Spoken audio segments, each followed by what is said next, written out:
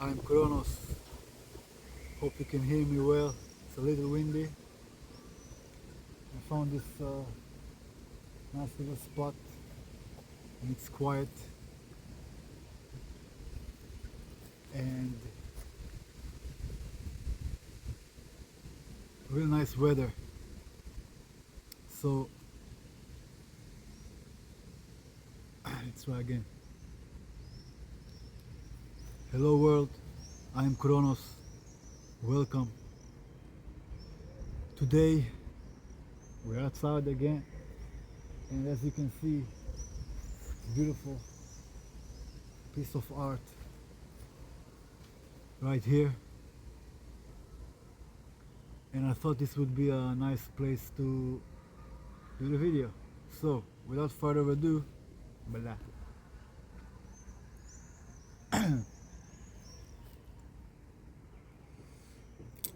Let's Hello world, I am Kronos. Welcome. Today we're gonna talk about more friendship, but specifically we talked about friendship. Friendship should be therapeutic, and it's true. And I got this book and it has a chapter that really emphasizes it, and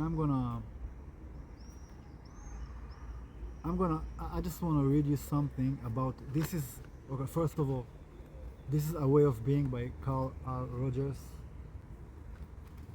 If you don't know him, incredibly smart man. Let me read you what it says on the back. Carl R. Rogers, 1902 to 1987, was one of the most influential psychologists in American history. He wrote more than 200 articles and books and received many honors, including the Distinguished Scientific Award of the American Psychological Association. You should know he's a lot more than that. This man, you can see him right here.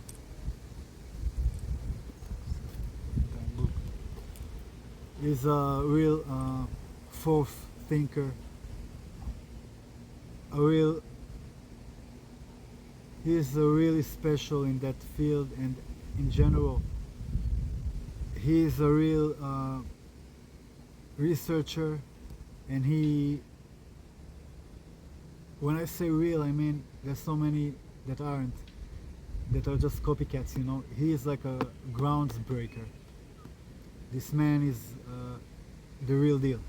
So that being said, and I don't take that lightly. I don't like.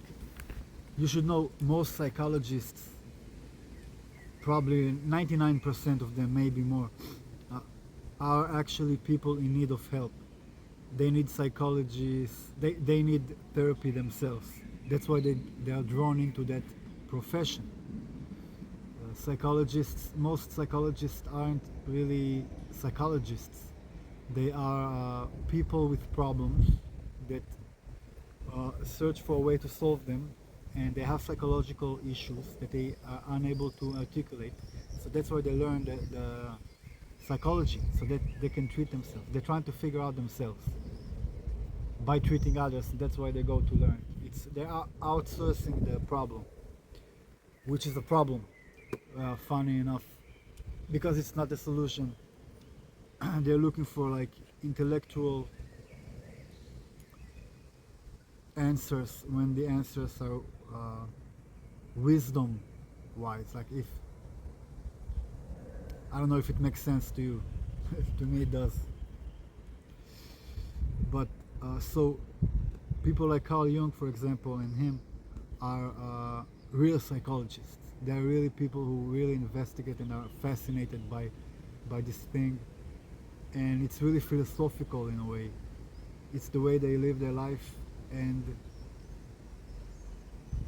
they actually are objective about it, unlike most psychologists, which are they're really it's kind of funny to me that people pay them money because let me tell you something. There are so many people that are more therapeutic. Like a real good friend will be a lot better than any psychologist. Simple as that. A real good parent will be a lot better than any psychologist. A real good anyone who truly cares about you, especially when it comes to this profession, which is funny to me. Although I learned it, I studied psychology a lot. I mean, I had my own issues. That's why I did it. I never actually paid for it. That would be insane. People actually pay to learn what they already know.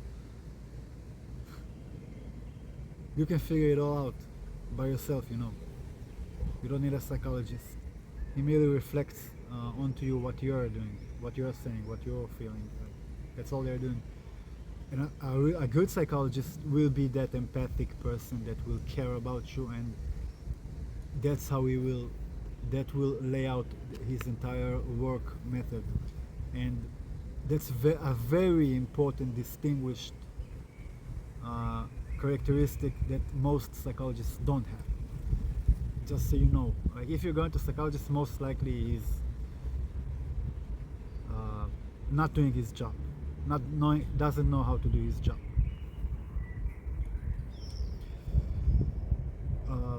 So I'm not basing this on my opinion, and this is based on research. And so I don't know if it's this book, I don't remember right now, but let me, before I get into that, let me tell you something. So what makes a good psychologist? What makes a good therapist? Not psychologist, therapist. Because you can know the mind in and out, but not be a good therapist. It's not just about professionalism. That's not it at all. You should be professional in a way that you put yourself outside. See, when I speak to people that need help and support, either it be moral, soul, psychology, whatever it may be that they need help in, I put myself outside of the picture when I talk to them. I am not a psychologist, but yet people keep coming, and I keep being I keep getting really good responses. The people that I have conversation with that are telling me it's therapeutic to them. Why is that? I'm not giving myself props here. I'm trying to break it down. Well, I put myself outside, as I said, outside of the picture. I don't let my own beliefs and whatever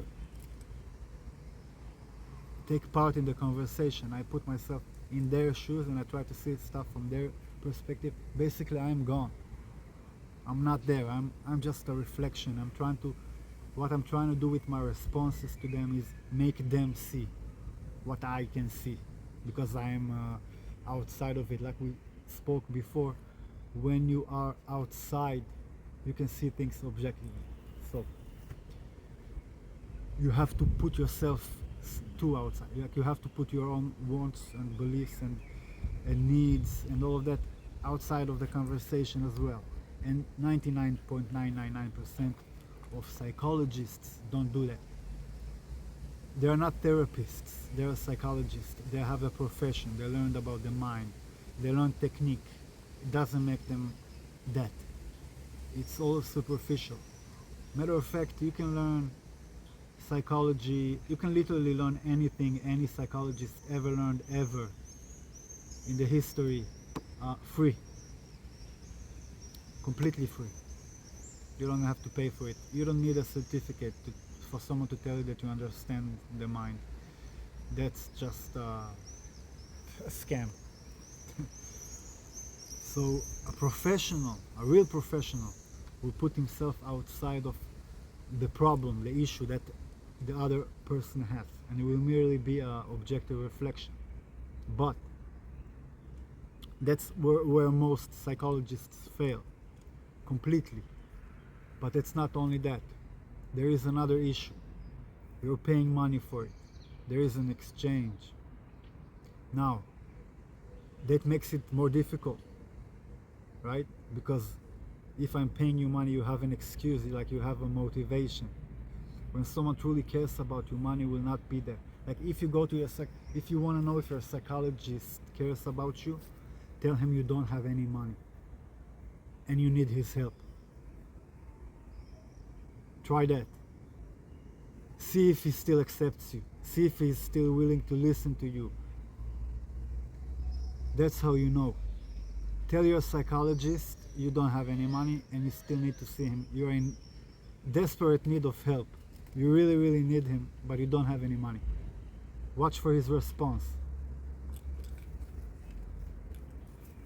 So, a real psychologist, a real therapist, should I say, has nothing to do with actual psychology, even though it's important. You need to understand what you're doing, but the core basis, what is the most important, and that is based on research and papers, and they asked people. They did the research. Like the number one core value that a psychologist, a therapist, a therapist should have is empathy.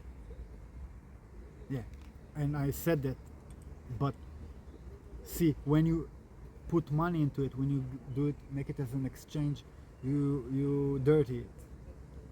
It's no longer just wanting to help you. It's I'm making money. Now, let me say this as well. Your psychologist might actually care about you. You might have grown on to him, and money might not be the only thing that he cares about with you. It might not be. It could be. It's very rare, and most of the time, even if that's the case, in some case, and you did go into his heart in a way, he will still he will care about the money a lot more than you. He is lost himself, and it's very easy to look from outside, and see problems and act like, because you come to a place and he's like the authority. He got this, he learned this, and he's a doctor. He learned this from a facility, and he went to class and he got his grades and he passed. He learned it for years, so he must be like, knows what he's doing, right? No. So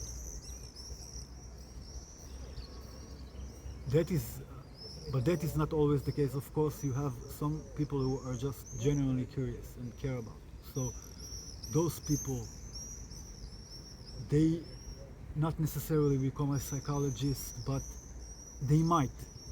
Some people do, like this person. But you can see through his work that he cares about people in general, and it's not about him. It might have started like that, but it's about making a difference in the world and actually advancing and helping people. That is what motivates him. That's why he's so successful. That's why he's so known, and that's why he's got to so many groundbreaking conclusions, and that's why his research is so profound and so well put, and that's why I believe he was the head of psychiatry in the USA. I believe I'm like 99.9% sure of that. He is the real deal. And I don't say that lightly.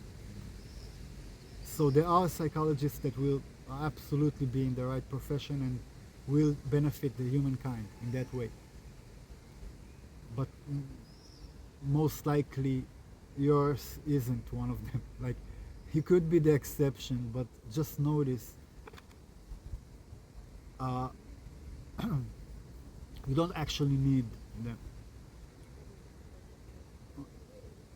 Just maybe in extreme cases, and for the most part you should know that if you have people around you that care about you, and even if they don't know They don't understand, but they genuinely try to understand you and be there for you and listen. Trust me,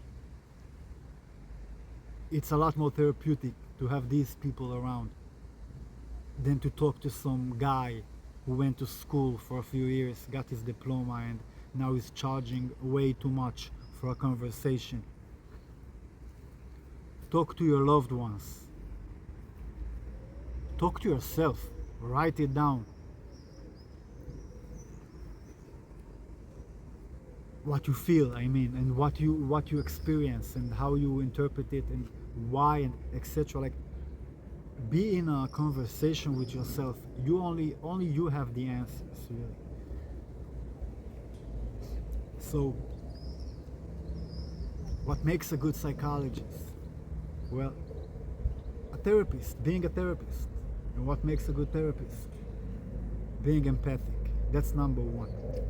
And I don't know, I don't remember if it's in this book or not, but let me just read you, if I can find it real quick.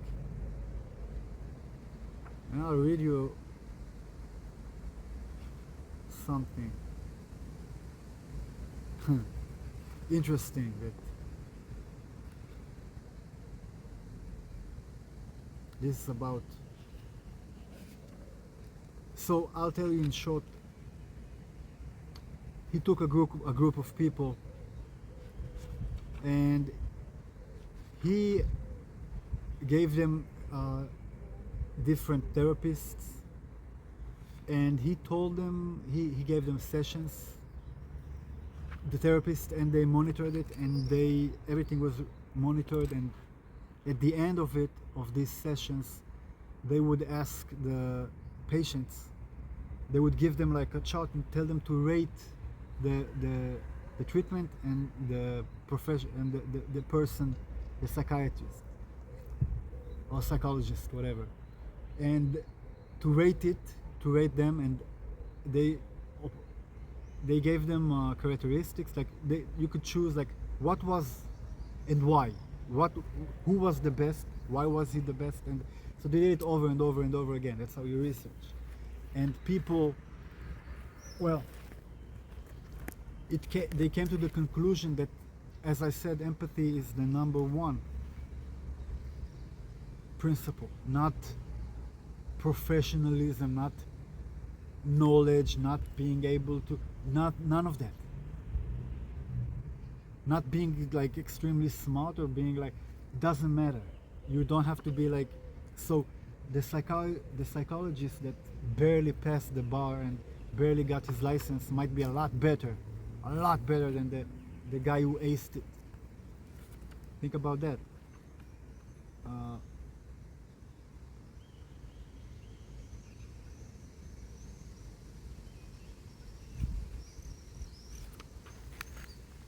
So I want to talk about that experiment and what it means, because how it connects to friendship too. As I said, a true friend will be empathic. He will be therapeutic for you. It's something you should think about and learn about. Now, many of us these days don't even go to people for consolation, for comfort, to understand ourselves. We go to social media, food, drugs, alcohol. There's many ways that we preoccupy ourselves in order to avoid dealing with the problem. And we, as a society, as people, forgot the human touch. That is how you become an addict, by the way. When you are young and you feel like you have no one to go to with your problems, when you feel like you are misunderstood and you have no one to talk to, that's when you turn to the alcohol, the drugs, etc. And that's how you develop that thing, because every time you feel that way, from that point on, and you found that sweet comforting, alcohol or whatever. And every time you feel bad, you'll go back to that. The alcohol doesn't mistreat you. It doesn't. I'm just giving it as an example. It doesn't talk back to you. It doesn't ignore you. It doesn't, And when you feel like you don't have that, you turn to that thing, and it becomes a habit. That's how you become an addict. And that's how you lose trust in people. That's how you disconnect. And so know that. You need to be present, and if we connect and we can communicate, then we don't need all those substances, especially not for reconciliation. We can use them for fun. And there's nothing wrong with alcohol. There's nothing wrong with drugs like weed, and there's nothing wrong intrinsically with social media. That's we create the problem. We are the problem, not the thing. A gun is not a problem unless you shoot someone with it. Then you're the problem, not the gun. You can use a knife to cut bread, and you can use it to cut people. The object is not a problem, it's your consciousness.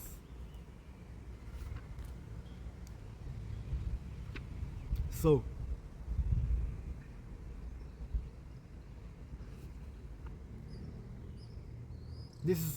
there is an extremely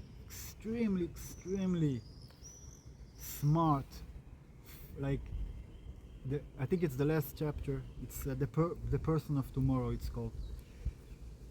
It's so fucking beautiful. Like, I don't know how he thought about that back in the day. Like, he's so ahead of his time. That's the word I was looking for.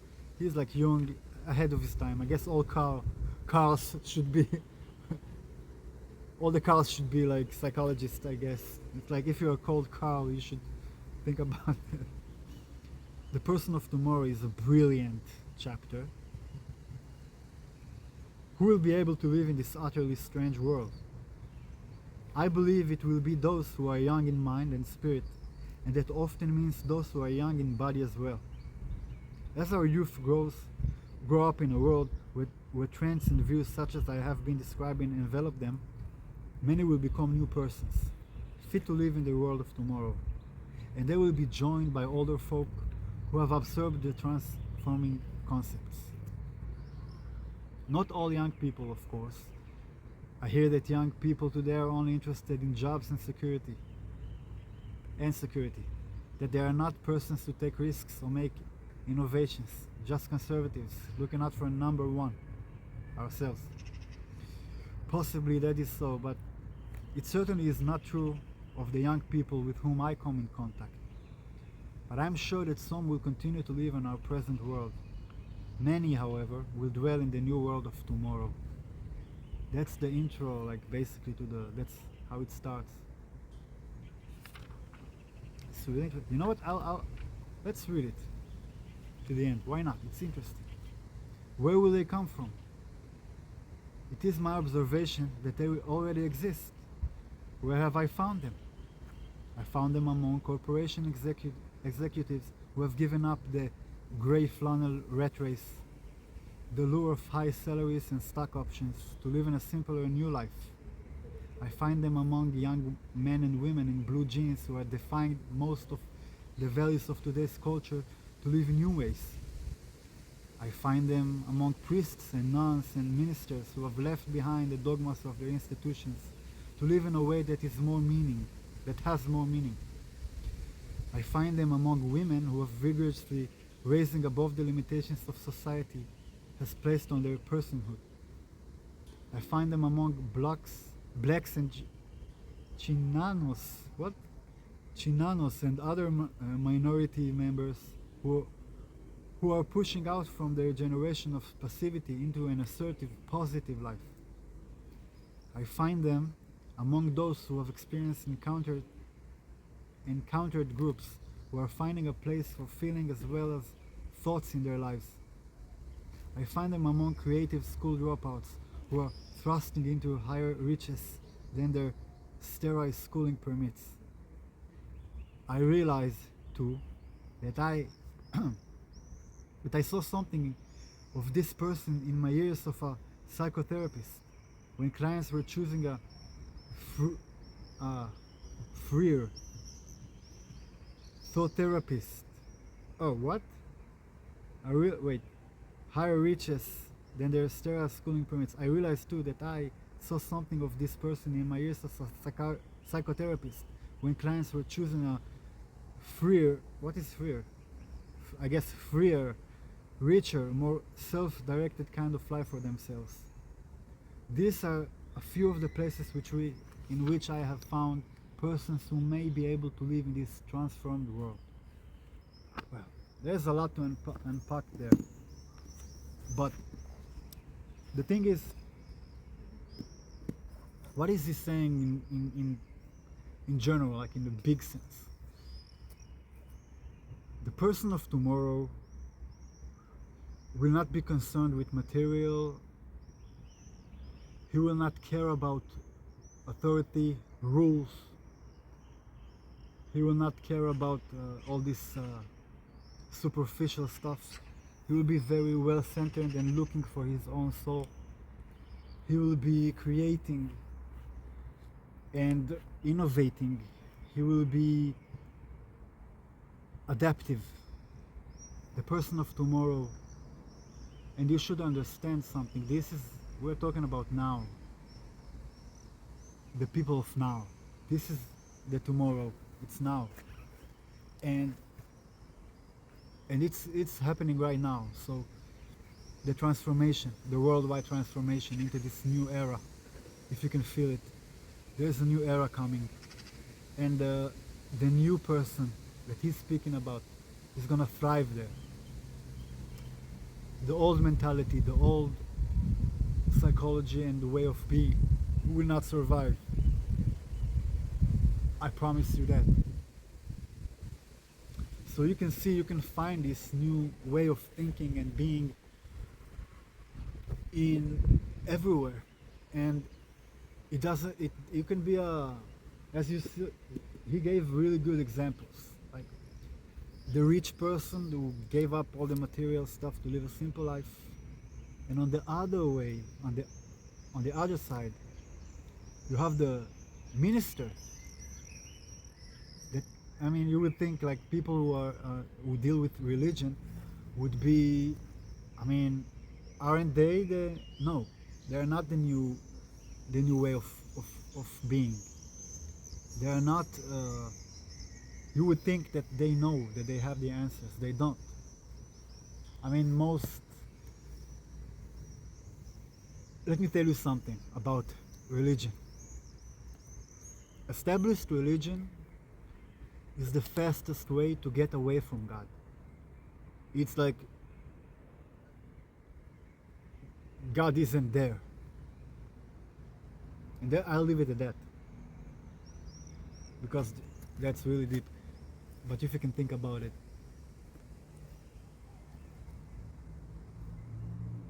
God doesn't need interpreters, explanations and all of that. He doesn't need, trust me. Anyone who's trying to tell you that God is outside of you is trying to sell you something himself. Don't believe them. So you could be a reverend and leave church,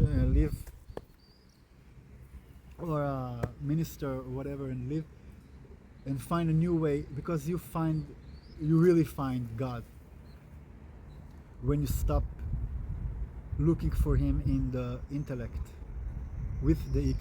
using the intellect, like you're using a knife while you're trying to change a tire. I don't know. You're using a knife to try to, I should say, you're using a hammer to try to dissect a plant. You're using the wrong tool, and they're teaching you that. But I'm not here to talk about established religion. Trust me, we will talk about that hoax, and it's a big scam.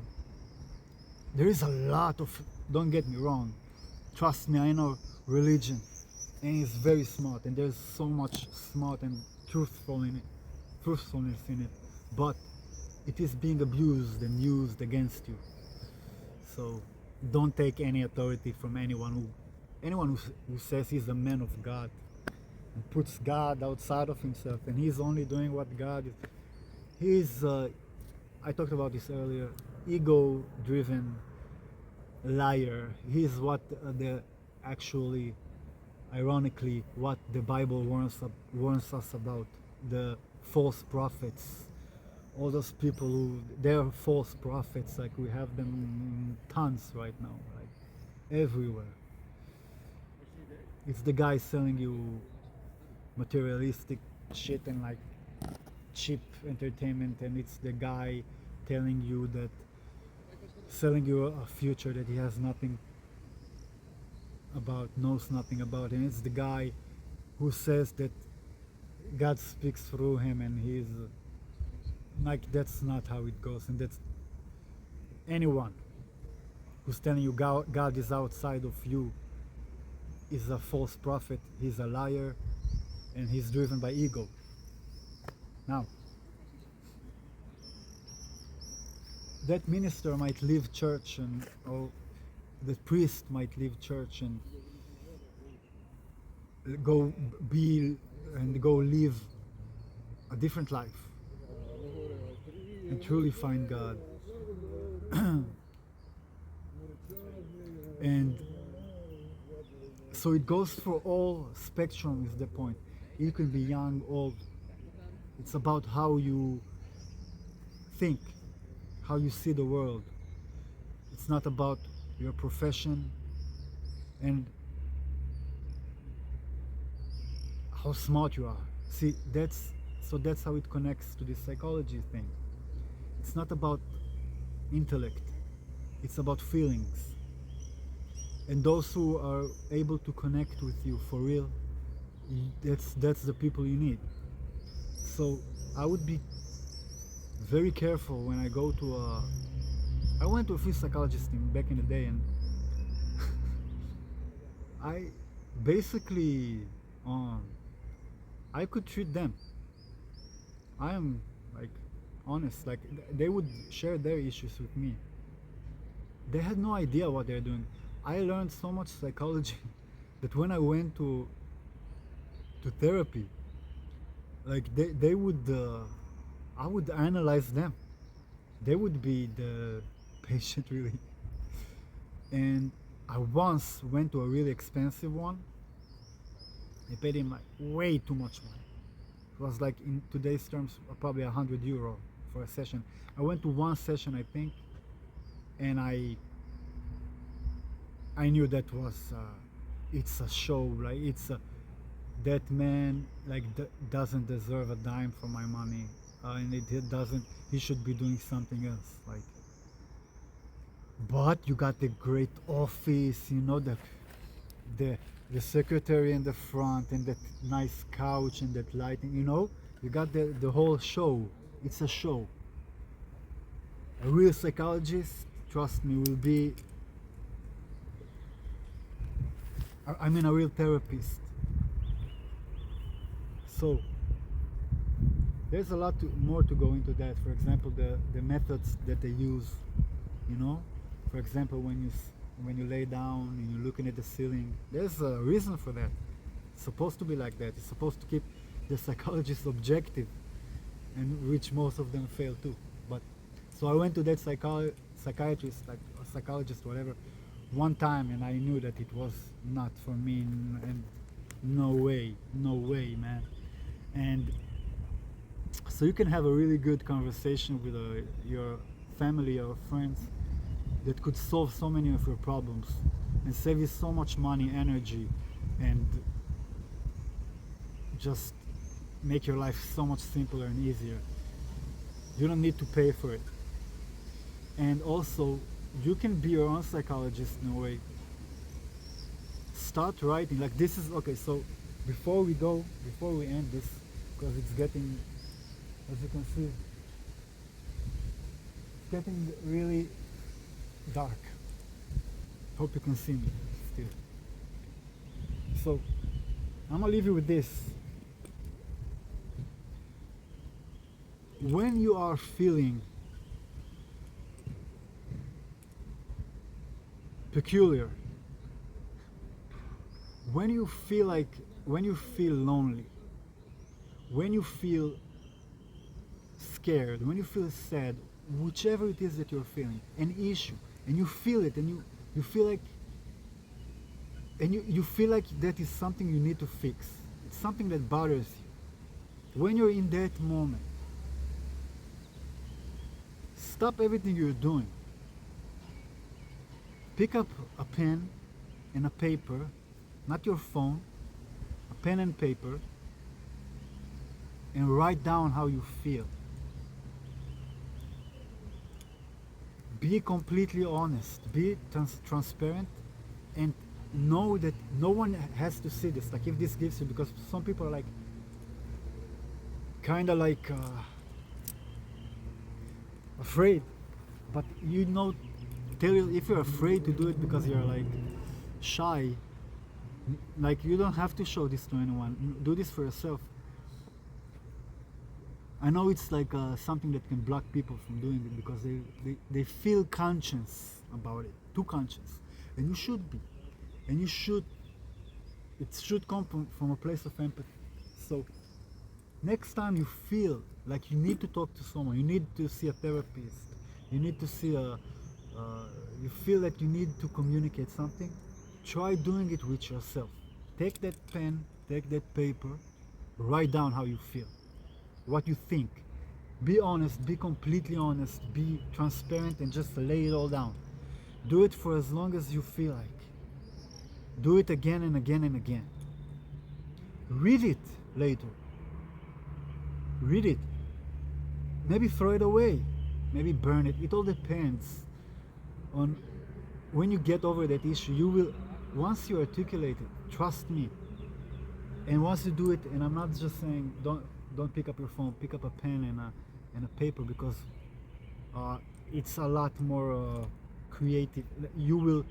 It's a lot more effective than this. Your body doesn't understand this. This is creating. You're using physical. It's not so fake and so vague, and it's you're creating it. You're writing it. It goes from your soul outside. So, and you write it down. Be honest, and I would suggest reading it too. Read it as many times as you need. Even once, maybe you just needed to hear it once. But talk to yourself, solve it with yourself before you go to someone else. And if you still feel like, and especially if you don't feel like you have someone to go to, which a lot of us don't. But let me tell you something about that too. Many people care about you, and it doesn't even matter. It doesn't have to be many people. There is someone who cares about you. There's people that care about you that you might not even know. They don't know how to communicate it, but know. And you might be coming to them with problems and they don't have the answer. They don't know what to say. Ask them to just listen. And don't think that people don't care about you. People do. They just might not know how to communicate it. So that's your homework. And if you feel alone, lonely, always know that God wants to be alone with you. That is why you're lonely. Appreciate it, love it. Know that you're never really alone. Never. So you can smile, and you can be happy, and you can accept it. You know, even if it hurts, feel it, hurt, and know that you're alive. Yeah, I can hurt. Yeah, I can be sad, you know. Love it. When you're cold, love it too. Anyway, that's it for today. Pick up a pen and paper. Hope you enjoyed. I feel like I'm being a lot more fluent with this, and I hope you are seeing the improvements. Have a good day. I'll see you next time.